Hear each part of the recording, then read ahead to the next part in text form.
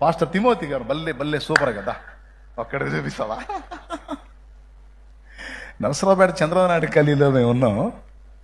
ఆ టైంలో తిమోతి అన్న అక్కడ కూటం పెట్టాడు. దేవుడే సాక్షి దీనికి. ఆయన అక్కడ కూటం పెట్టాడు. కూటం పెట్టి ఓ పాట పాడుతున్నాడు.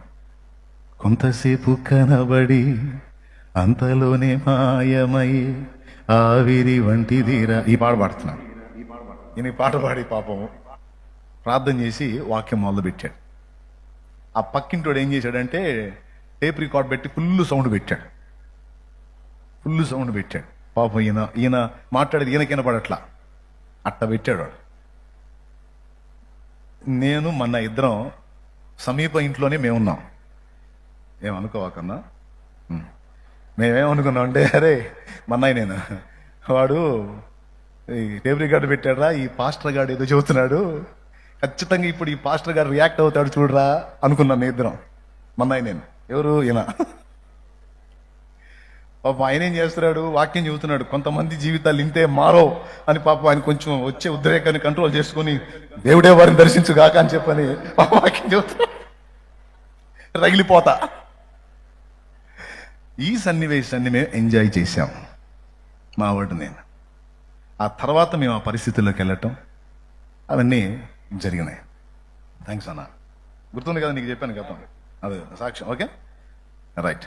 అలాంటిది రన్నింగ్ కామెంటరీలు చేయటం, అట్లా వెటకారాలు చేసుకోవటం, అది కూడా ఉంది మన లైఫ్లో.